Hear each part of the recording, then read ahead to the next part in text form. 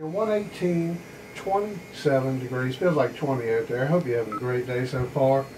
Hey, with me in the studio right now, we got Mr. Thorncline. He will be making an appearance. He's author and songwriter. He'll be at the Farmville Main Street Library, 5 p.m. They're located at 1303 West 3rd Street. He'll be handing out advice on how to get published, if you want to get your book published or songs published. And talk to him right now. How you doing, Mr. Klein? Great to be here on your show. It's an honor. I'm just got in from Nashville a little while ago, and really chilly here. Oh yeah. There, you're the winner of the Maxie Literary Award for Children's Book of 2017. Correct. You also had 3 adult nonfiction, 2 adult fiction, and 12 children's books published. Correct. Also, 2-time Songwriter of the Year for Love is the Reason, recorded by Engelbert Humperdinck and Gloria Gaynor. So you've been around the block a few times. I have. I just got the 11th recording of Love is the Reason this past year with Gary Puckett and the Union Guy. A cover tune? Yeah, cover tune. No cover. Yeah, they covered my tune, Love is the Reason. And also with Rebecca Holden, who is real well known. She did this song called Friends and Lovers. It's a song Carl Anderson and Rebecca Holden. Now I saw on YouTube you had a song called Catch a Snowflake. Doing great. It's on the European indie charts right now. It's at it's a lot of stations is #1 on the playlist, which is really worldwide. So now you're going to be at the Farmville Library this afternoon at 5 p.m. Now what are we going to learn this afternoon?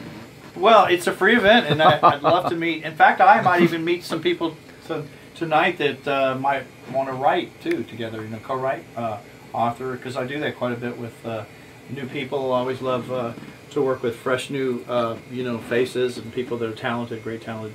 But what I'm going to be showing is some of my books, of the 18 published books I have so far, and these are all traditional published books with advances. I've gotten advances on these books, and so I was just going to share with them how to write fresh new stories, story ideas, poems, books, and if they want to get their books in front of thousands to millions of people, I can give advice on that, how to do that, maybe some shortcuts. It's always hard work, but there are some shortcuts to the industry, and then also show them how the writing process goes for songwriting, because I've had over 150 major independent cuts out of Nashville and Los Angeles for radio single things. So that sounds good. So if you're a book writer or a songwriter, you should come out to the Farmville Library this afternoon. You can pick up some free advice from Mr. Thorncline. Now, what is your latest book that you've written? Well, the latest one that's coming out in the end of January was called The Amazing Incredible Shrinking Saxophone, but the one before that came out in December. That would be one of my latest, The Amazing Incredible Shrinking Trumpet. It's a series on Center Stream. Hal Leonard. Hal Leonard, you know, I don't know if everybody knows that, is large. Numero uno. #1 company in the world, Numero actually. uno. It's in 60 countries, as well as just opened an office in China. But they're out of Milwaukee, Wisconsin. It's all printed in the United States, made in the United States, printed, and it's they have an office in California too, Anaheim.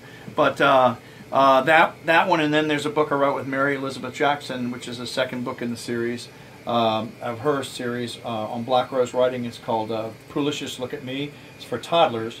But the book, the Amazing Incredible Shrinking series books, are for ages 4 to about 8, 4 to 8.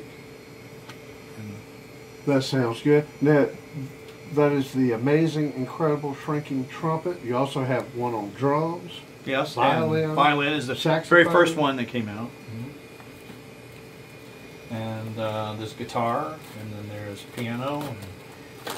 And they also have songs at the end. Songs that I've all written, original songs, isn't it neat? So it's not just, you don't actually have to be a professional or any kind of musician at all. I mean, you could just, you don't even actually have to love music. It's just, it's a really good book with text, a great story that teaches you a valuable life lesson. Like the first book teaches you, if you don't use it, you'll lose it.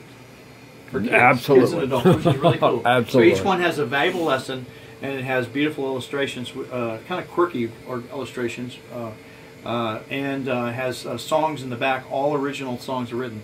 Like I say, you don't have to be a musician to love the books, but if you are a musician or aspiring musician, or kid or adult wants to read about it, you can.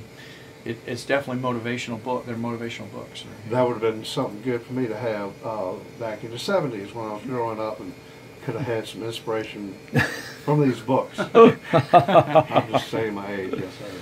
There we go. Now, what type of music do you like? Oh, I love them.